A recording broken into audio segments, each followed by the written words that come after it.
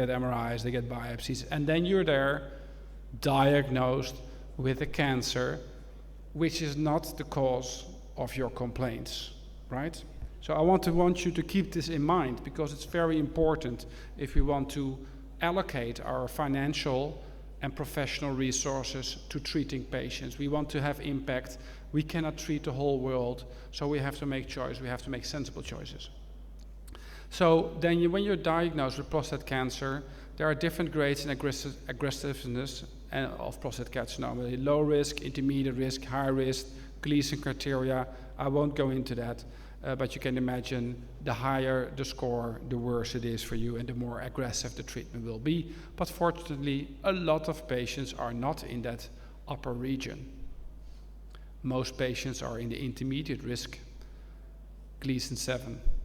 So we can treat the whole gland. I will show you an example. So why choose for focal?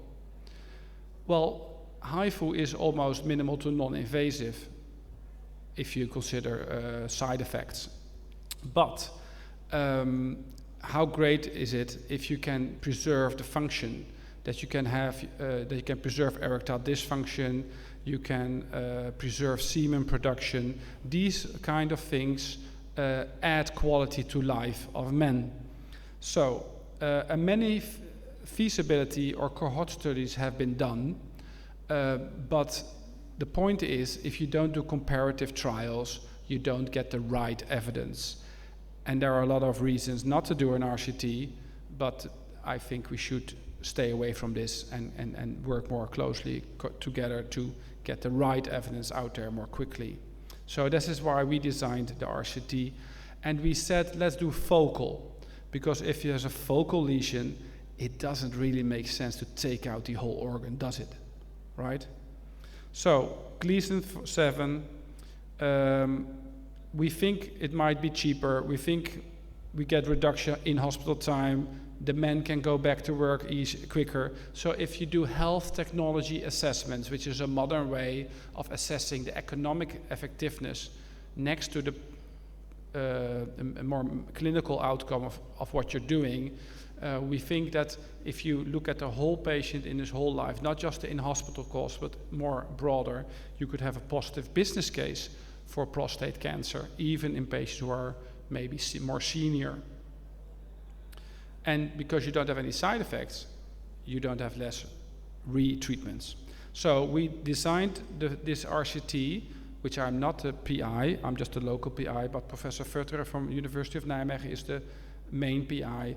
And we said, okay, we do a cost effectiveness, we do an RCT, we use different, and that's very important, people. I'm talking about HIFU here with Tulsa, but there are different focal ablation techniques out there. So this is really new in the Netherlands, and I really embrace it, because if we need to go through all stages of providing evidence for a certain technological treatment, and you have to do it every time with every other focal treatment, it doesn't really make sense, does it? So we have said, okay, let's put all these focal therapies into one trial and see if the downstream effect is just for all these focal therapies the same. So we have focal treatment by HIFU or the nano knife, and we have compared that with standard care. In these cases is radical prostatectomy or radiotherapy. But, and that's a big but, you could also do wait and see in this category of patients. So to enroll these patients in your trial is very difficult, because you need patients that also want to be treated for this finding which didn't cause their complaints, right? So this is very important, that you have your clinicians on board, that your urologists are on the same team. If you're not friends with your radiologist, go for a walk, go grab a coffee, a tea, a Coke, or whatever, but work on that relationship. So we do PSAs afterwards, MRIs, extra biopsies, questionnaires. Anyway, this is the way to go. It takes a lot of effort. It's a 4.8 million grant, we're going to spend it all, and it's not even enough. We have to do, it's always like this, you have to do extra efforts. So this is the Netherlands, people. The Netherlands, 300 kilometers long, 100 kilometers wide, 1 hour drive from left to right, 3 hours up and down. We do a national trial. So this looks very national, but I think Cairo is bigger than the Netherlands. So you could do something like this in Cairo as well, I think. So we take men over 40, no other cancers, a prostate that's not too big because you cannot treat you cannot treat with TULSA. The PSA shouldn't be too low, Gleason 7, and it should not invade the capsule. And it should be unilateral because we do a focal. So patients with several lesions cannot enroll in the trial. And this is the big drawback always of RCTs. So because you're an MRI, we don't like pacemakers. Patients need to be under general anesthesia for adequate temperature control. Patients can have calcifications. Calcifications are not really friends with ultrasound. Cysts can also interfere with heat loss. So, and they shouldn't have had undergone another therapy for prostate cancer. Okay, you have two different kind of HIFU machines. You can do it endorectally, and you can do it through the urethra. I will talk to you about the left through the urethra, the TULSA Pro. This is a 10 transducer elements big probe that is going transurethral. It will cool the urethral lining, so you will not get scar tissue, and that's why you can treat patients from 1 to 2 meters off the urethra up to the capsule if the patient's prostate is not too big. So it's really temperature controlled. You draw boundary lines. It's completely computer controlled. I think if I train my child of 12 years old, I think he can do it, because I think games on the computer are more difficult. I cannot do that, but I can do this. So if I can do this, you can do it as well. The patient selection is the problem. And there are some tricks. So I will show you. I hope it works. The patient is being prepared on a general anesthesia. Your technicians, not the doctors, the technicians are the gold here, because they have to prepare the patient. You slide in the transducer, you check it on MR imaging if you have the right position. You choose which transducer elements you're going to take. You have drawn the boundaries. The fat around the prostate will give you an isolation that will heat up to the capsule. This is an example of a full prostate ablation. Look at them go. 6, 7, 8 minutes, almost halfway, 9 minutes, 10. And I want to imagine you the difference between this and the prostatectomy, right? So after a small 20 minutes, you have a full ablation. You could say, well, let's have another round if you want. And I'm just making a small joke here, but you want to get lethal thermal dose. And you want to be sure, and you get pixel obsessed. When I do these treatments, I get obsessed when I see a blue pixel where I don't want to see a blue pixel. Sometimes I go back and treat again. And then you take it out, the patient is out in daycare, and then you can go home. Okay, so this is the most important thing, the preparation outside and inside the MR room. The precise treatment planning is a few minutes, and then the treatment is 20-25 minutes, and you do a confirmation by injecting IV gadolinium and make a T1 weighted image. So what happens? Yeah, you lose your prostate. It involutes to 78 to 87%, right? So there's no function of the prostate anymore, but great results. Great results. No, mainly there are no side effects or less.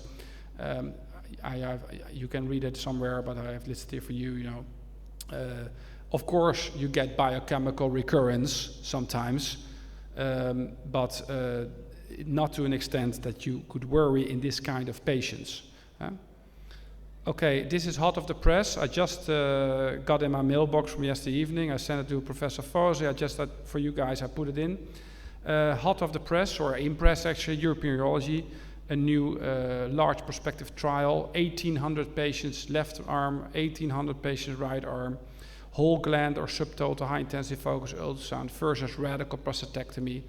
And it has shown to be non-inferior, good follow-up outcomes, good continence, good function, all better than with after other treatment. But, and that has to be said, it was not a randomized trial, right? And this is very important that we do this. So what happens when you do a focal treatment? The first treat and resect studies, you treat a small area with a small tumor, treat and resect, and you see correlation to necrosis. So this is a case of Professor Futterer, one of the first rates of focal treatment. We had discussions. I said, Professor Jurgen, I want to get to reimbursement as quick as possible. I don't care if it's full ablation or non-full ablation. Yeah, but he was the professor, and he said, well, I want to do something new. I want to go for focal because I think that's the future. You don't need a transpubic catheter. You can do a transurethral catheter after the treatment.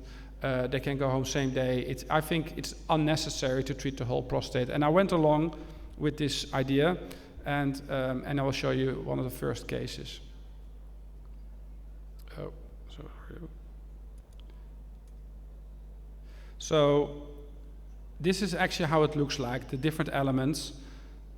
And they have drawn half a prostate here, because I think a focal ablation is a half a prostate, if you be honest. He went back, you see, he went up, he said, oh, I'm not really happy. Look at the blue pixels down there in the second row.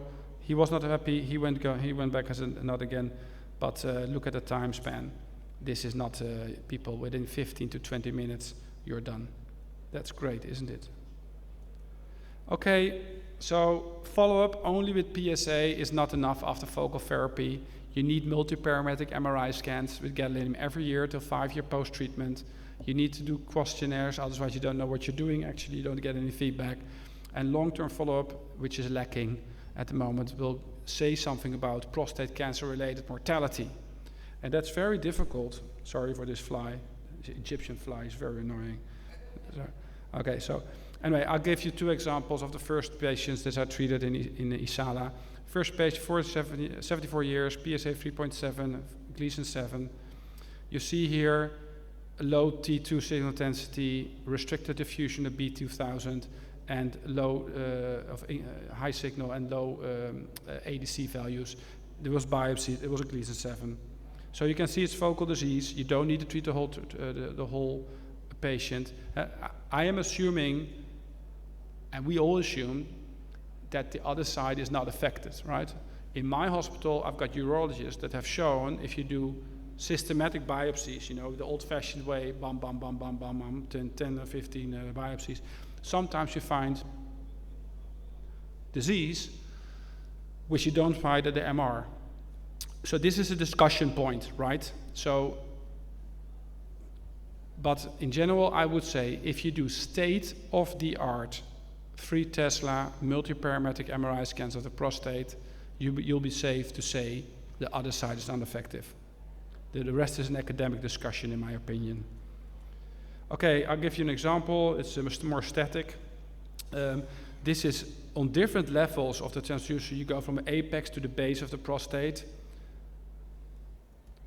And this is the final mapping. I don't show you the real life examples, but this, in red is boiling, yellow is thermal lethal ablation, and blue is not really 100% ablated. So this is where the doctor comes in, the radiologist, where the radiologist comes in, and maybe not the urologist per se, because these kind of boundaries, is this a safe area to left untreated? You have to go back. We do that in our minds, right? But you have to go back to the initial scan, and you see that this tissue was not affected. So what's the boundary? 8 millimeters. So I would say 8 millimeters, I would go to here, from here, so I would do a HEMI. Yeah, so. Okay, so these are, the lower row is the row after IV gadolinium. You see the black is the non-perfused volume. You see that this area might be intermediate, just as with neuro HIFU. We don't know for sure, but some resection studies have shown that this dies eventually because of the heat shock. So I think we're pretty good okay here that we've treated. Anyway, the PSA was down to 0, and this is the total MPV after treatment. So the tumor, I think it's in there. Okay, so the second one is something I would like to show you, is the screening of the case. Is a patient eligible, yes or no? Yes, this patient is eligible. Small tumor to the capsule, high B2000, low ADCs, not too far away, far enough away from the urethra, not broadly based, more than 1.5 centimeter with a capsule, no calcifications, no cysts, and the prostate is not too big. Okay, so this is another one. What do you think? Eligible or not eligible? Raise your hands for eligible. Raise your hands for non-eligible. Yeah, 2 to 1. It's non-eligible because this is 2 centimeters, right? And we know from treated resect studies, if it's more than 2 centimeters, the chance of capsular invasion and extension beyond the capsule could be there. So we don't treat that patient at this point in time. Another one, you can have another go. All the people who didn't raise their hands can raise their hands now. You don't need to leave the room if you're wrong. We see axial T2, low T2, high B2000, 12 millimeters, low ADCs. Here's the urethra somewhere. The prostate is not enlarged. What do you think? Suitable or not suitable? This guy is not suitable because there were calcifications visible in the beam path, right? So if there are calcifications, you cannot heat up the tumor. So you need to talk to your urologist. What did the ultrasound say? Because they all got an ultrasound, of course. But if you don't, you can do a low-dose CT scan. But often, depending on the nomogram, some patients get a PSMA nuclear medical scan, and you always have your low attenuation CT there, which shows the calcification very well. Okay, not eligible. Another one, screening case, you can have another go. Intracapsular lesion, bulging. I talked this with Jurgen, and I said, Jurgen, do you think this is suitable? Because in the capsule, it looks like an extension. He says, no, this is a very small tumor. It's eccentrically growing. It's just in that location. It's just bulging the capsule. Treated resection studies have shown there's no problem. So we said, okay, there are no calcifications. In the right area, so this is this calcification in the back. So this patient is eligible. So this is where the radiologist comes in, people, combining ultrasound, combining CT, PSMA, MR, and then delivering your treatment. So you could also do full prostate ablation in prostate cancer, but also in benign prostatic hyperplasia. There are also other treatments, endovascular treatments for this. But you could also, and that's very interesting, do salvage therapy after recurrence of prostate cancer. I want you to go home with the next message. Patient selection is key. You have to manage the expectation management together. We go for quality of life, people. We cannot always cure patients. In the end, we will die and go to the next life. But in my opinion, minimal to non-invasive seems non-inferior, but remains to be proven by high-quality RCTs such as Enforce. And this is my team. I have to special thanks to my PhD student and Radtag. She's a brilliant woman, and she takes care of all these things that is needed to take care of these patients. Thank you very much.